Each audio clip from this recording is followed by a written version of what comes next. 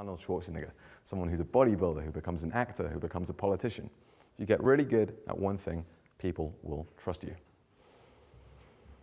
So to summarize, just on this point, before we crack into the practical steps here, passion is attainable, but it's something you have to work very hard for. It's something you'll not have at the beginning, and you have to be very strategic and patient in how you go about building it. So, to get into the steps, I'm beginning this with what I'm calling pitching preliminaries. 3 things that you need to begin with. The first is that you must develop a body of work. Today's job market is so fiercely competitive that you need to be an immediately proven prospect. Whether in the form of writing a blog, having a YouTube channel, if you're a designer getting a really solid portfolio, you must have a body of work that distinguishes you. Now, there are certain stigmas attached to this in the way of people not wanting to put their name out there, that they're fearful that friends and family will see these things. And to that, I would say that getting over this and getting over what people care about is really a lifelong endeavor, and that this is a great way to start. In doing so, you will refine your thinking. I was checking out a book called Rework by the guys at 37 Signals, in which they have a title of a chapter, Hire the Better Writer. If they're on the fence about a key hiring or a key hiring decision, they pick the better writer because it shows a clarity in thinking. So in doing something like blogging and really thinking about an area, you will begin to understand it better. The second is research. You must research the person that you are looking to contact to death. Now, when I began working with Matthew, I was in quick succession given the reins of the beast that is the Get the Guy recruiting inbox. And so over the years, I've read hundreds, if not thousands of emails from people writing in looking to work with the company. I've seen every conceivable mistake that anyone could ever make, and I've seen the few gems of people who really do it well. What always amazes me is the number of people who will hear one radio show or hear one interview or one podcast and decide that this is enough to contact the person. You need to be able to distinguish yourself. You need to be able to put yourself out there. And you need to really be able to get inside the head of this person. I would encourage you, read every single article this person has ever written. Listen to every single interview. Watch every video. Understand this entire person's body of work. Now, once you have, and this is where we get a little dark, this is where we're really getting inside this person's head, I have a list of 10 questions, and I have this as a handout to pass around to everyone at the end. But this is a list of 10 questions which I've stolen from a very world-renowned copywriter, a guy called Craig Clemens. And these are questions that he will use to get inside the mind of a customer for a potential client. So when he's writing a sales video or a sales letter, he will use these questions to get inside a person's head.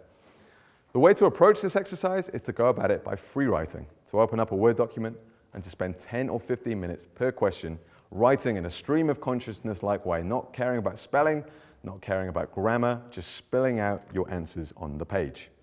Now the questions. Why did he or she start whatever it is they're doing? What are the main benefits that their followers, clients, or customers receive from what they do? What are their followers, clients, or customers' biggest problems? What are their biggest frustrations of the person or the people you're contacting in having to provide a solution to this? How can you help, and where is your proof?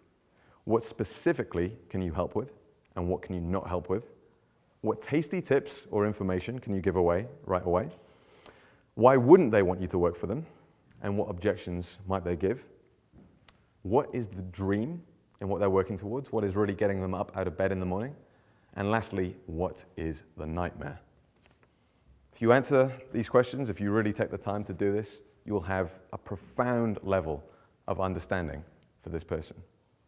And once you do, we'll move on to, we can call this step 0, pitching preliminaries.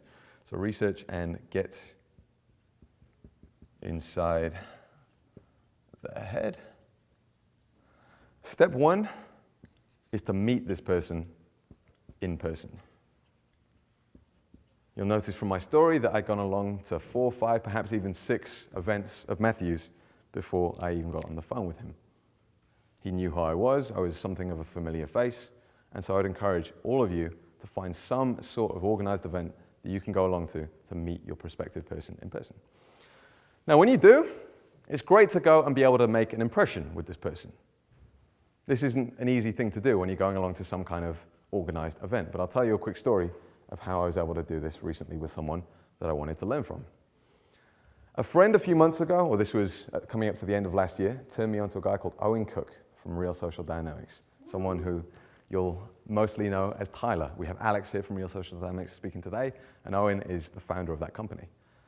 Now, Owen has a really incredible YouTube channel. He has videos on success, on motivation, on working really hard, and I really wanted to meet this person. I was in Toronto towards the end of last year, and he was doing an event in New York. It would be an event for 400 or 500 people, but I decided I'm going to make it my mission to go along to this event. I'm going to meet him in person. I'm going to leave a lasting impression. So I went through all of his videos. I asked myself these questions, and I identified that the problem he had was a personal problem. He had had a shoulder injury for 2 months. Now, I've read very widely around athletic performance and injury prevention and rehabilitation, and I decided that I would get him the book, Becoming a Supple Leopard. This is by a guy called Kelly Starrett, a really fantastic book. And I went along to the event. I had the book in a bag, along with a little lacrosse ball, which is one of the necessary tools for applying Kelly's formula. And at the event, I realized there was going to be no appropriate time to do this. This is an event for 400 people. They're all here to see Owen, and there's no way I'm going to be able to do this. So when he'd set the group up, the audience up with a 2 or 3 minute audience, oh, we've got a lacrosse ball here in the audience. Very cool. When he'd set the audience up with a 2 or 3 minute exercise, I walked up to the side of the stage. And again, at this point, I'm nervous. I'm shaking. I'm almost trembling for doing this. But I tap him on the side of the arm, and I say, "Hey, Owen, I just wanted to introduce myself. My name's Edward. I'm a huge fan of your work. I really appreciate everything you do. And I just wanted to give you something as a token of my appreciation." Now, he pulled the book out of a bag, and when he did, his whole face lit up. He called across his girlfriend, who's on the other side of the stage, and said, "Pull out your phone and show Edward the text message that I sent you earlier today." She pulled out her phone, and lo and behold was a text message that read, "Check out this guy, Kelly Starrett. He's amazing. We have to buy his book." I was in awe, but I knew why it happened. See, I've been following him on Instagram for a little while. I'd seen that he'd been hanging out at CrossFit gyms. I knew that he was going to be recommended this book by someone. And so I got the book just a few days ahead of him. If you ever see a prospective mentor reading a book, get your hands on it, read the book a few days quicker than they do, and you will see the other books that this book recommends, and you can buy it for that person. It's getting inside their heads on this crazy, crazy level. The second part of this, kind of 1B, if you will, is to charm their assistants. Going back to my story with Matthew, you'll see that it was really only from befriending a member of his team at the time that I was able to present this opportunity for myself. There was someone I was recently looking to interview, and I've been